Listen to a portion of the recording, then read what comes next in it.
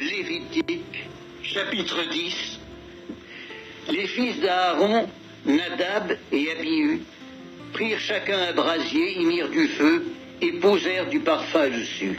Ils apportèrent devant l'Éternel du feu étranger, ce qui ne leur avait point été ordonné. Alors le feu sortit de devant l'Éternel et les consuma. Ils moururent devant l'Éternel. Moïse dit à Aaron: c'est ce que l'Éternel a déclaré lorsqu'il a dit: je serai sanctifié par ceux qui s'approchent de moi, et je serai glorifié en présence de tout le peuple. Aaron garda le silence, et Moïse appela Miskaël et Elsaphan, fils d'Uziel, oncle d'Aaron, et il leur dit: approchez-vous, emportez vos frères loin du sanctuaire, hors du camp. Ils s'approchèrent et ils les emportèrent dans leurs tuniques hors du camp, comme Moïse l'avait dit. Moïse dit à Aaron et à Éléazar et à Itamar, fils d'Aaron: vous ne découvrirez point vos têtes et vous ne déchirerez point vos vêtements, de peur que vous ne mouriez et que l'Éternel ne s'irrite contre toute l'assemblée. Laissez vos frères, toute la maison d'Israël, pleurer sur l'embrasement que l'Éternel a allumé.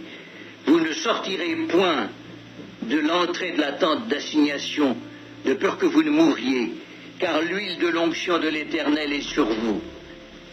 Ils firent ce que Moïse avait dit.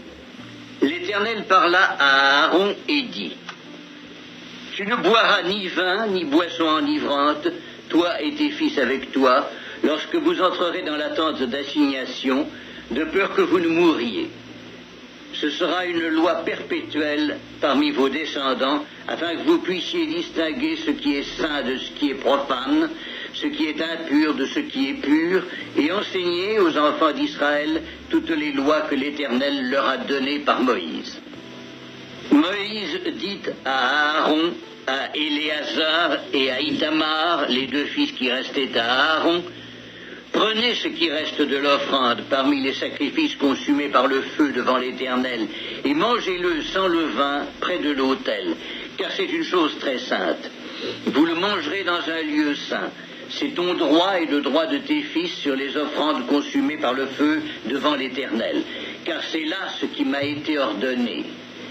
Vous mangerez aussi dans un lieu pur, toi, tes fils et tes filles avec toi, la poitrine qu'on a agitée de côté et d'autre, et l'épaule qui a été présentée par élévation, car elles vous sont données comme ton droit et le droit de tes fils dans les sacrifices d'action de grâce des enfants d'Israël.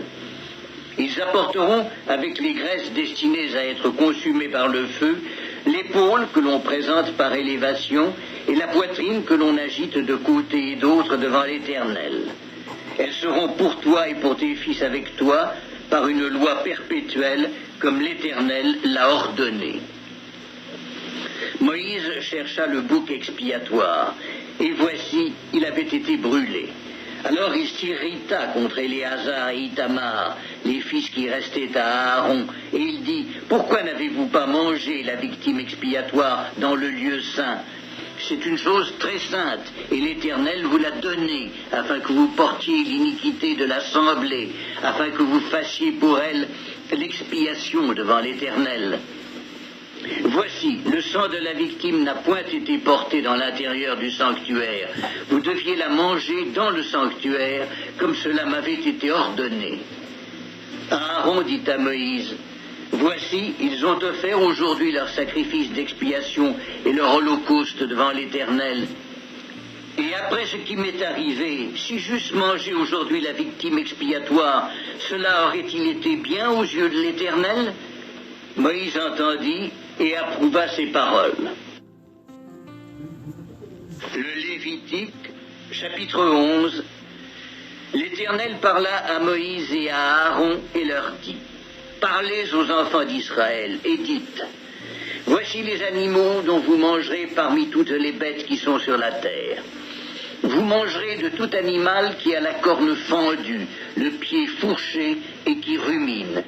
Mais vous ne mangerez pas de ceux qui ruminent seulement, ou qui ont la corne fendue seulement. Ainsi vous ne mangerez pas le chameau, qui rumine mais qui n'a pas la corne fendue. Vous le regarderez comme impur. Vous ne mangerez pas le daman qui rumine mais qui n'a pas la corne fendue. Vous le regarderez comme impur. Vous ne mangerez pas le lièvre qui rumine mais qui n'a pas la corne fendue. Vous le regarderez comme impur. Vous ne mangerez pas le porc qui a la corne fendue et le pied fourché mais qui ne rumine pas. Vous le regarderez comme impur. Vous ne mangerez pas de leur chair et vous ne toucherez pas leur corps mort. Vous les regarderez comme impurs. Voici les animaux dont vous mangerez parmi tous ceux qui sont dans les eaux. Vous mangerez de tous ceux qui ont des nageoires et des écailles et qui sont dans les eaux, soit dans les mers, soit dans les rivières. Mais vous aurez en abomination tous ceux qui n'ont pas des nageoires et des écailles, parmi tous ceux qui se meuvent dans les eaux et tout ce qui est vivant dans les eaux, soit dans les mers, soit dans les rivières. Vous les aurez en abomination, vous ne mangerez pas de leur chair, et vous aurez en abomination leur corps mort. Vous aurez en abomination tous ceux qui dans les eaux n'ont pas des nageoires et des écailles. Voici parmi les oiseaux ceux que vous aurez en abomination et dont on ne mangera pas.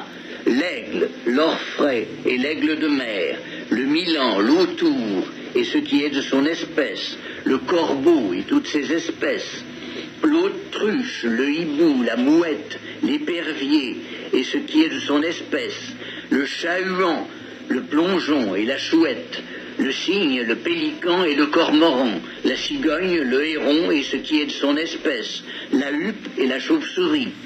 Vous aurez en abomination tout reptile qui vole et qui marche sur 4 pieds. Mais parmi tous les reptiles qui volent et qui marchent sur 4 pieds, vous mangerez ceux qui ont des jambes au-dessus de leurs pieds pour sauter sur la terre. Voici ceux que vous mangerez: la sauterelle, le solame, le argol et le agabe, selon leurs espèces. Vous aurez en abomination tous les autres reptiles qui volent et qui ont 4 pieds. Ils vous rendront impurs. Quiconque touchera leur corps mort sera impur jusqu'au soir, et quiconque portera leur corps mort lavera ses vêtements et sera impur jusqu'au soir. Vous regarderez comme impur tout animal qui a la corne fendue, mais qui n'a pas le pied fourché et qui ne rumine pas. Quiconque le touchera sera impur. Vous regarderez comme impur tous ceux des animaux à 4 pieds qui marchent sur leurs pattes. Quiconque touchera leur corps mort sera impur jusqu'au soir. Et quiconque portera leur corps mort lavera ses vêtements et sera impur jusqu'au soir. Vous les regarderez comme impurs. Voici parmi les animaux qui rampent sur la terre ceux que vous regarderez comme impurs: la taupe, la souris et le lézard selon leurs espèces, le hérisson, la grenouille, la tortue, le limaçon et le caméléon. Vous les regarderez comme impurs parmi tous les reptiles. Quiconque les touchera mort sera impur jusqu'au soir. Tout objet sur lequel tombera quelque chose de leur corps mort sera souillé. Ustensiles de bois, vêtements, peaux, sacs, tout objet dont on fait usage. Il sera mis dans l'eau et restera souillé jusqu'au soir, après quoi il sera pur. Tout ce qui se trouvera dans un vase de terre où il en tombera quelque chose sera souillé, et vous briserez le vase. Tout aliment qui sert à la nourriture et sur lequel il sera tombé de cette eau sera souillé, et toute boisson dont on fait usage, quel que soit le vase qui la contienne, sera souillé. Tout objet sur lequel tombera quelque chose de leur corps mort sera souillé. Le four et le foyer seront détruits. Ils seront souillés et vous les regarderez comme souillés. Il n'y aura que les sources et les citernes formant des amas d'eau qui resteront purs. Mais celui qui touchera de leur corps mort sera impur. S'il tombe quelque chose de leur corps mort sur une semence qui doit être semée, elle restera pure. Mais si l'on a mis de l'eau sur la semence et qu'il y tombe quelque chose de leur corps mort, vous la regarderez comme souillée. S'il meurt à des animaux qui vous servent de nourriture, celui qui touchera son corps mort sera impur jusqu'au soir. Celui qui mangera de son corps mort lavera ses vêtements et sera impur jusqu'au soir, et celui qui portera son corps mort lavera ses vêtements et sera impur jusqu'au soir. Vous aurez en abomination tout reptile qui rampe sur la terre, on n'en mangera point. Vous ne mangerez point parmi tous les reptiles qui rampent sur la terre de tous ceux qui se traînent sur le ventre, ni de tous ceux qui marchent sur 4 pieds ou sur un grand nombre de pieds, car vous les aurez en abomination. Ne rendez point vos personnes abominables par tous ces reptiles qui rampent. Ne vous rendez point impurs par eux, ne vous souillez point par eux, car je suis l'Éternel votre Dieu. Vous vous sanctifierez et vous serez saints, car je suis saint. Et vous ne vous rendrez point impurs par tous ces reptiles qui rampent sur la terre. Car je suis l'Éternel qui vous ai fait monter du pays d'Égypte pour être votre Dieu et pour que vous soyez saints, car je suis saint. Telle est la loi touchant les animaux, les oiseaux, tous les êtres vivants qui se meuvent dans les eaux et tous les êtres qui rampent sur la terre, afin que vous distinguiez ce qui est impur et ce qui est pur, l'animal qui se mange et l'animal qui ne se mange pas. Le Lévitique, chapitre 12. L'Éternel parla à Moïse et dit, « Parle aux enfants d'Israël et dis, lorsqu'une femme deviendra enceinte et qu'elle enfantera un mâle, elle sera impure pendant 7 jours. Elle sera impure comme au temps de son indisposition menstruelle. Le 8e jour, l'enfant sera circoncis. Elle restera encore 33 jours à se purifier de son sang. Elle ne touchera aucune chose sainte et elle n'ira point au sanctuaire jusqu'à ce que les jours de sa purification soient accomplis. Si elle enfante une fille, elle sera impure pendant 2 semaines, comme au temps de son indisposition menstruelle, et elle restera 66 jours à se purifier de son sang. Lorsque les jours de sa purification seront accomplis, pour un fils ou pour une fille, elle apportera au sacrificateur, à l'entrée de la tente d'assignation, un agneau d'1 an pour l'holocauste et un jeune pigeon ou une tourterelle pour le sacrifice d'expiation.